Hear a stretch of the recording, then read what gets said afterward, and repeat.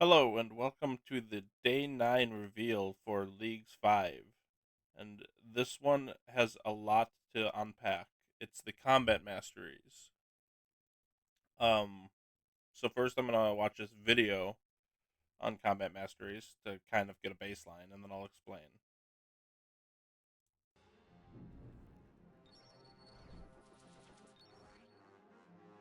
So you get points for completing certain tasks and there is a task list I can point out, but I'll get to that. And you can spend them to unlock powerful ability styles between range, magic, and melee. And you'll have to continue down that same path to further unlock more power ups for that style. You also get passives as you go along. You can have 10 combat mastery points. I'll explain how to get those momentarily.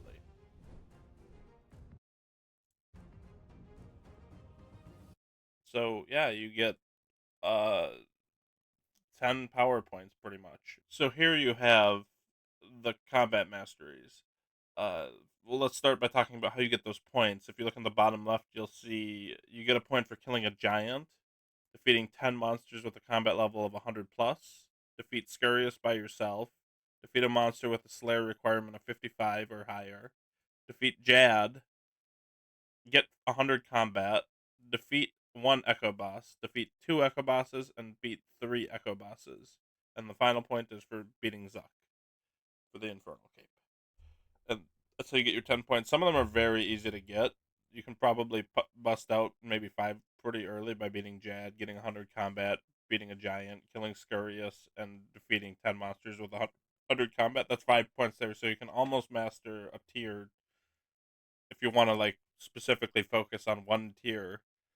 And it appears you can get six into one and four into another, or you can go a split 3-3-3 or 4-3-3 or you could do 6-2-2 or something. Whatever it's up to you. Whatever you want to do. So, um, real quick, we'll just look over all of these tiers and what power they bring. So first, the top tier is your melee tier. Um, so melee hits have a if you get the first thing, melee hits have a 25% chance to roll damage twice and take the highest result. This kind of has like a fang effect where you're just going to be a little more accurate and more powerful. It's a little different than the Fang, but I think, but it's similar. So you're just going to be hitting higher on average. And then if you continue down the melee path, melee hits have a 10% chance to generate an echo hit. And the idea behind that is that uh, it'll hit a second time 50% of your max hit as possible. So if you hit like a 50, you can then potentially hit up to a 25 following that 50. Um, it's 10%, and it's not guaranteed to hit a 25. You might hit like a 6, but you can't hit over 25. And it goes by your max hit as well. So like if your max hit is 50, I should say, then you can hit up to a 25. So that's just an additional nice little chunk of damage on occasion with the melee. And then after that, you get tier 3. You get attack rate set down to 80%. So your weapons with melee become a little bit faster. I believe 5 tick would probably become 4 tick. And I haven't actually done any of the math on this, but I'm guessing a lot of weapons just go down a singular tick. I don't know, like if there's 2 tick melee weapons, I can't think of any. But if there are, they would probably stay 2 tick. But it says rounding down, so I don't know. Like math is hard. Uh, More importantly, we'll talk about this a little more as we jump ahead here. But in tier 4, melee hits have a 5% chance to deal 40% of damage dealt. So to heal, sorry, not deal. So you get a little bit of life steal back for that. It's kind of a low chance, but you're hitting constantly, and 40% of damage dealt. If you hit 100, you're getting a 40. You're healing for 40. That's good and bad, I suppose. If you wanted to use Darok, you would want to stay low health. I wonder if there's a way to toggle this on or off, because there's some shenanigans with lower health with some gear, like Darok, for instance, and that would be counterproductive to have this on there because you'd be accidentally healing sometimes, and you'd have to drop your health down low again. Otherwise, it seems very powerful in general, especially for like echo bosses and whatnot when you're randomly healing yourself for a 20 here and there. Um, for tier 5, the melee attack rate set to 50% rounded down above 5 tick and rounded up below 4 tick. So this is more familiar to people who played last league, uh, where a lot of those 5 tick weapons become 2 tick, and a lot of those 4 tick weapons. So this really benefits the 5 tick weapons, I believe. They should become 2 tick weapons, and then the 4 tick also become 2 tick as well. So a lot of the 5 tick weapons, like say the Dragon Sword, I believe that's a 5 tick weapon. The Dragon Longsword, a lot of people use that last league over say the Dragon Skimmy because the stats are better on the Longsword. It just hits slower, but because of the way the speed and attack worked last season, and with this math here also, the Dragon Longsword would be better than the Dragon Skimmy because they hit the same speed, but the Dragon Longsword is more powerful. So it kind of made the Dragon Skimmy obsolete for those people who could use both. Um, and this makes a lot of those 5 tick weapons just more powerful, and more tick weapon like 7 tick, 6 tick weapons are also a little bit more viable as well. Like the Dog Sword now becomes more of a maybe you can just use it all the time type of weapon because I think that's a 6 tick or maybe it's a 7 tick. But either way, if it's a 7 or a 6 tick, it should become a 3 tick weapon. So if it's got enough power on it, you might argue that it's just very very strong for a weapon. And it should also be noted real quick with both the tier 5 and the tier 3 of melee, the ranged and the magic do the same thing for the tier 3 and the tier 5. They're all the range. They're all 4 tick, or they're all attack boosters. So if you wanted to do the same for these, it would do the same stuff just for that style of weaponry, magic or range. So I won't go too into detail on those particular weapons. But the tier 6 for melee, you have a chance to the chance to generate an echo increases to 20% compared to the tier 2 of 10%, so it doubles your chance to have an echo go off, and your echoes can also cause echoes up to 8 times. So that's got some crazy power potential right there. Obviously the chances of going off 8 times in a row is probably fairly low, but if it were to, and say they all max hit, if you're able to hit 100 with melee, or Darok for instance, and you hit 200, it echoes up to 100. So you hit a 200 and then 8 100s. You could hit 1,000 with your Darok axe potentially. Now that's wild and probably unlikely, but because it can happen up to 8 times in a row, it wouldn't surprise me if it popped off like 3 or 4 times a lot of times. Like if you got an echo attack that went off like 3 to 4 times on average here and there. So like your damage goes up significantly with melee. I think once you unlock the tier 6, you're going from hitting maybe 150s here and there to probably hitting like 400s more often. I kind of feel like it feels very very very powerful. I think melee is very powerful. This if you go all the way to tier 6, obviously it's RNG and maybe you just don't hit a lot of 20% chance, and when you do, you don't hit it twice in a row. But if you get a little lucky, you can go crazy with this weapon. This tier, I think it's probably the strongest of the three, but we'll see when we get to the other ones because they also have powerful abilities attached, and you can see them on screen right now. But I'll talk about them. So if you look at the range, uh, the starting range, the starting range tier 1 relic is that damage rolls beneath 30% of max hit with ranged are increased to 30%. So that I think means if your max hit is like a 10 and you hit below a 7, you get an additional 30% damage attached to it. So if you hit like a 6, you're gonna hit like a 7.8. So I guess like an 8 maybe if it rounds up. So you maybe gain 2 max hit. Obviously, I'm using an easy math number for that. I don't know, like if you use 50, I guess your max your hit numbers that aren't high would become quite a bit higher. So you have a very what's the word I want to use? I want to say you have a very like high ceiling for damage consistency, or something along those lines, where you're consistently hitting pretty powerful. It sounds like with range, even when you're hitting low. If you're hitting fives and tens, you're still gonna hitting like 12s to 15s instead. And that sounds very good with something like the Dragor blowpipe, honestly, because the max hit on that probably won't be overly high, but it's gonna hit fast and it's gonna be accurate. So it's just gonna add a little bit of the DPS to like the Dragor blowpipe, I think. So that's actually quite a powerful tier one relic. So you can take some things in a second. So if you wanted to go all melee, you could take some things into a second uh relic. So you could go 6 and I could go 4 on this because you get 10 points, remember. So if even if I didn't want to like main range for my combat style, I'd still have pretty powerful abilities right there if I managed to snag like a Dragor blowpipe on top of having super powerful range or melee. Because remember, you have to use different combat styles most of the time. There is a note I'll make on that in a minute, but when I get to it, and you can maybe discover what that is if you can look at this chart right now. But anyways, tier two of the range relic or range mastery, I should say. This isn't a relic choice, by the way. This is just mastery. Everybody gets this. Um, so for tier two, each subsequent range attack has its max hit increased by an additional 5%. Resets after 20%. So you can hit every 4 hits. Your max hit goes up by 5%, or every 1 hit your max hit goes up by 5%. But every 4 hits it gets up to 20%. So again, I'll use 10 as an easy math number. But if your max hit was 10, after 2 hits it would be 11. After 4 hits it would be 12.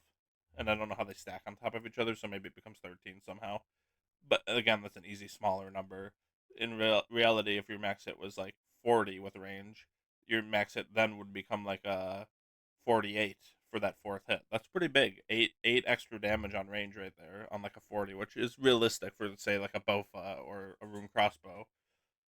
Um, you're getting an extra good chunk of damage out of your range every 4th hit, and it goes back down to no additional after four. It sounds like, but that's fine.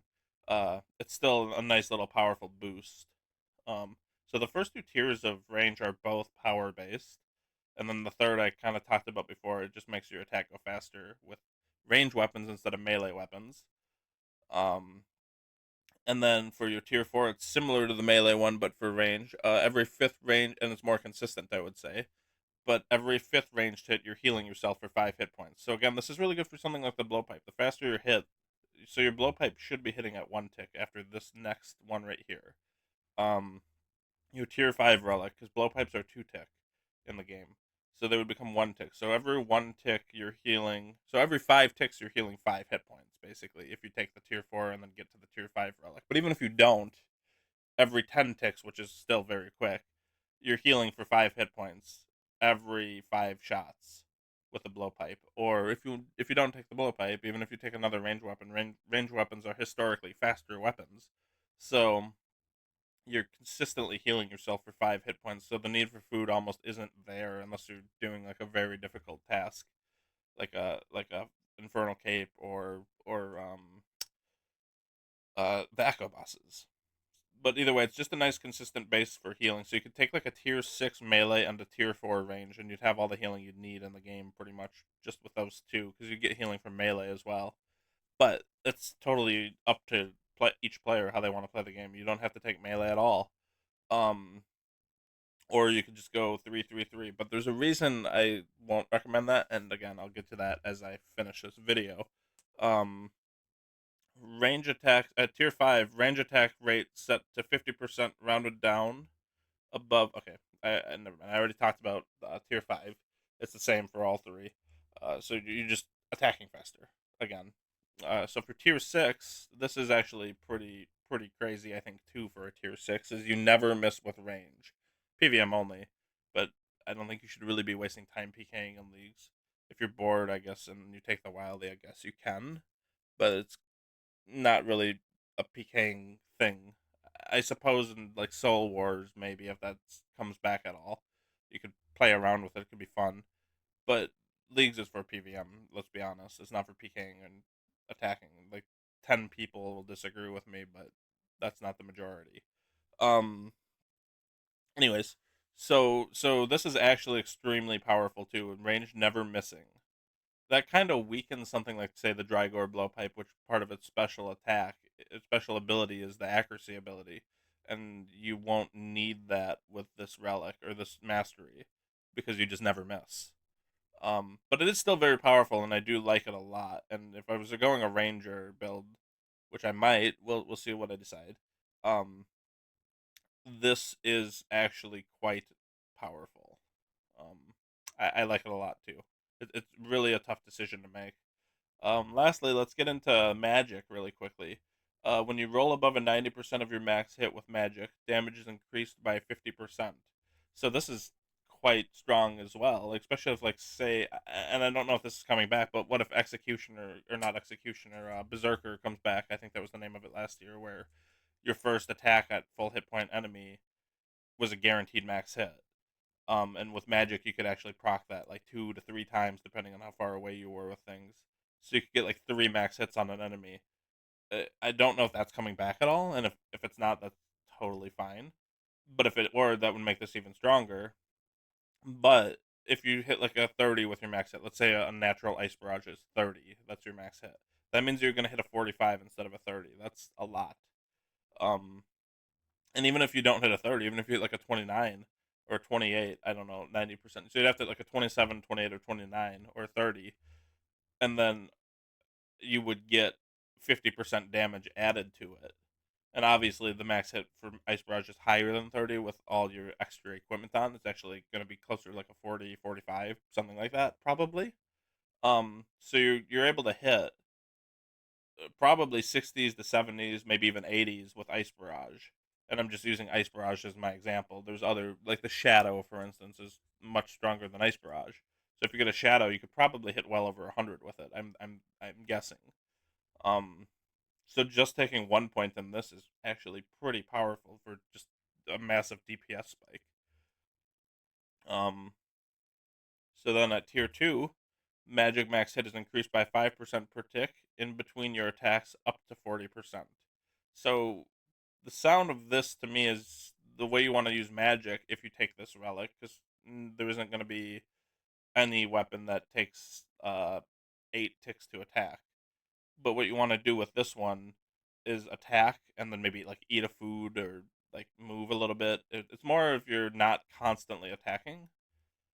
But even if you are constantly attacking, you still gain a little bonus to it. But if you aren't constantly attacking, your max hit can go up significantly as well. And combine that with this one, and you're nearly doubling your max hit. You're almost hitting 60 with Ice Barrage with no bonuses.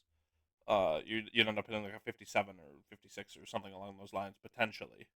Um, and obviously it doesn't guarantee that you hit a max hit, but it gives you the opportunity to hit up to like 60s with Ice Barrage with no bonuses. So you can actually probably hit closer to like 150 with a Shadow, which is also pretty crazy just by taking the first 2 points on Magic. You get massive DPS spike. So those are fun little damage boosters for Magic in the first 2 tiers. Um, in tier 3, you get the same thing as the other tiers. You get the magic attack speed is decreased, so or increased, however you want to say it. So you get to hit a lot faster. Not so much in tier 3. It's again comes down to tier 5 for the same reason, but we'll get to that. Tier 4, when you roll above 90% of your max hit with magic, deal 10% of magic or of damage dealt. Heal 10% of magic damage dealt. So when you roll above 90%, so it kind of plays into the first relics here, but if you end up hitting like 100 with your magic as your max hit, let's say, I don't know what it's going to be, but or even 50 for a max hit, you're going to heal 5 to 10 hit points, which is nice. It's not quite as consistent as the range, but it's kind of on par with the melee, I would say, especially depending on other relics that might come into play yet, because I believe there was announced to be one actual combat relic, so we'll see if there is or how that's going to play. Tier 5 is the same as the other two. It's just the attack speed one. So anything that's 4 tick becomes 2 tick. Anything that's 5 tick also becomes 2 tick.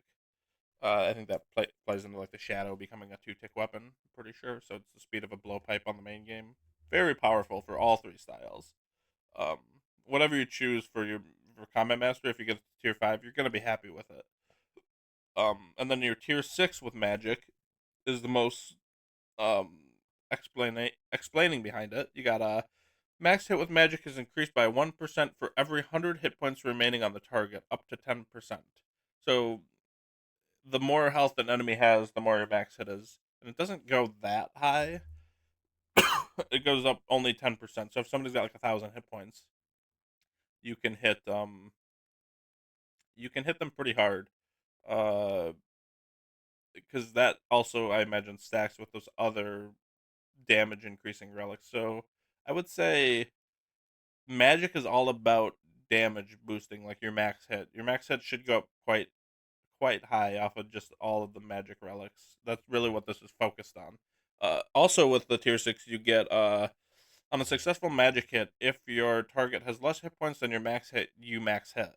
So, which is actually kind of similar to like Executioner's throwing axe from last leagues, probably in all reality, as long as you hit the target with magic, because your max hit with all of these bonuses with like a shadow should be over 100, and a lot of bosses uh will have less than 20% health, which I believe was the threshold for last execution or for last season's Executioner's axe.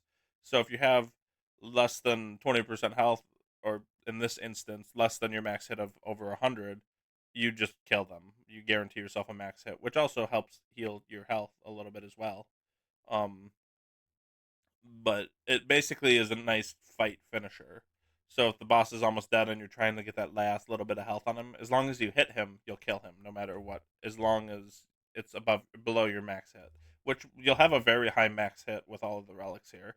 I don't know the number off the top of my head, but I'm betting it's over 100 with a shadow, and probably closer to like 130, 150. But it might be maybe I'm over exaggerating it a bit. Maybe it is just right at around 100. And even if it's at like 70, which I think is a little low, um, that's still pretty good to finish off a fight to take that last 70 guaranteed. It also works the little opposite of like Berserker last year, where you were guaranteed to hit max hit at the beginning. Now you're guaranteed to hit max hit at the end instead, kind of.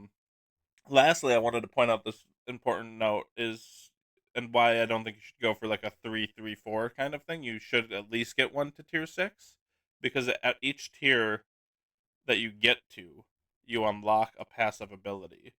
And so here's the passive tier. So as soon as you unlock your first tier, you also get a 95% chance to save weapon charges, ammunition, and runes used from spells, which kind of stacks a little bit of all three of the relics from last season into one, which is also just nice because it's super easy to get the first tier of relic. Like killing a giant is easy. You could probably do that at like level 3 if knew what you were doing. Um, so you basically get this for free. At tier 2, you unlock healing from all sources is increased by 20%. So something like shark suddenly heals you 40 or sorry, something from shark heals you something like 24 health instead of 20, which is very nice. Karambwan, I believe, will heal you uh if it rounds up, I guess it should heal you 22, I think. Um if it runs down 21. So you're getting a ton more extra little healing just for everything. But that also says all sources. So if you have like a Blood Fury, Guthans, any of that stuff as well, you're also getting a little more blood spells. You're also getting a little more healing out of those things as well. I don't know how that affects like the tier 4 relics or the tier 4 masteries, because here it says uh or or like you have a 40% to heal 40% of damage dealt. Does that stack with the passive? I don't know. It doesn't. I'm surprised this passive isn't over here, but we'll see. It might not. So maybe you get even more healing than what I was saying before. But even if you don't, you're getting a good amount of healing. Um, so your tier 3 passive, accuracy with all styles is increased by 100%. That's very nice, because then if you are like maining melee, for instance, you can still hit very accurately with either of the other two. Um, even if even if you're not using them as your main styles, you're still going to be consistently hitting with them. For tier 4, damage taken is reduced by 15%. This helps your survivability alongside the tier 4 relics in general, having like a healing passive on them. You're not taking as much damage either. So like when Jad bops you that 90 and kills you, now he'll bop you an 80 and kill you instead. So that's cool. Um, I didn't do any math there, but close enough. You get the point. Jad is scary, okay? Passive for your tier 5. Prayer point gain from all sources is increased by 25%. That's big for things like prayer pots, obviously. If you get the Sarah God Sword, I believe that has, or the Dog Sword, that has a prayer regen kind of effect to it. Um, there's a couple other ones on there too, but the main ones that come to mind is this just means you're gonna have to get less prayer pots, less super restores, things like that to help your uh, prayer situation, and you can get more into like the end game type content a little bit sooner. It's very cool, very convenient to have that kind of thing. And then finally, your tier 6 is going to have attacks with all styles now have 60% prayer penetration, which could be really useful for the echo bosses. We don't know if it wouldn't shock me if a lot of them had some sort of protection prayers attached to them, so you were forced to use certain styles on them. But now maybe this kind of prevents that, and you can hard focus one tier. And this is why I also think you should go to tier 6 because you guarantee get yourself a passive. You don't have to go tier 6 melee. You can go magic or range. It doesn't matter. But you should go to tier 6 because I believe if you do like a 3-3-4 with your points, you'll only ever get the passive for tier 4 and you'll miss out on tier 5 and tier 6, which are both very nice to have.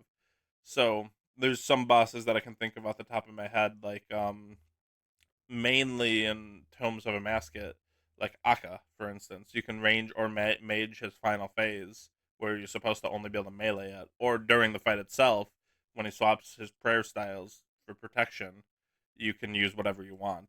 And then another example would be Corrupted Gauntlet with the Hunlef. You can just keep using one combat style for killing the Gauntlet or for killing the Hunlef.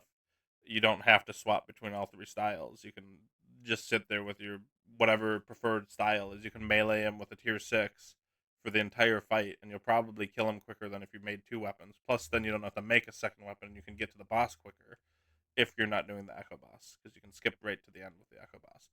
But the point of all of this is to say you can make some pretty bonkers combinations with these attack styles, and this kind of is a massive game changer. There's so much to unpack here. It's really, really a lot.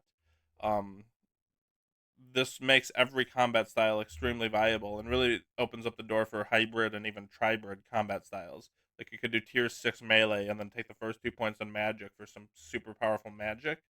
And then as well, you can take a little bit of range on top of that. So you have a little bit more power on range as well. So your range is more consistent and powerful. Your magic is super strong when it hits, and you're broken powerful with melee. Or you could do the same with the other two and be a little weaker melee. Or you could be a tier 6 melee. I'm just using that as my example because it's on top. You can be a tier 6 melee and then a tier 4 ranger, so you're healing yourself a lot with range. Or a tier 4 mage, so you're healing yourself a lot with magic, and you're a little bit quicker with those attack styles. Um, it seems like it would be. It has endless opportunities. Like maybe it turns out these tier 6s aren't that good and the passive isn't that important, especially if you don't take a region that uses a lot of prey enemies. Like let's say you're taking like Kandarin, uh, Mauritania, and the Wild. I'm trying to think. I don't think there's many bosses out there outside of maybe the Echo bosses that use protection styles. So maybe the passive isn't actually that important for you in those regions. So maybe you're better off taking two tier 5s instead of going to tier 6 on any of them. Because while something like the tier 6 range sounds really good on paper, you're already getting 100% accuracy increase. And if you have something like the Drygore blowpipe, it's supposed to be like an accuracy blowpipe. So you should never really be missing with the blowpipe as it is. Maybe once in a while you will, but that kind of weakens like the tier 6 range maybe if you're taking that route. So maybe you don't you want to be a ranger, but you only need tier 5. Um so maybe you do like a tier 5 melee and tier 5 ranger. I don't know. There's a lot of options here. Um I'll come back now. So I don't know what you want to do here. It's so this is so much. This is easily the biggest announcement of leagues, I would say, outside of maybe like Echo Bosses, but I think even more so in a way because this affects what style you want to choose, and that'll affect what region you want to choose from there. So this might be the biggest announcement yet. But let me know in the comments below what you guys think.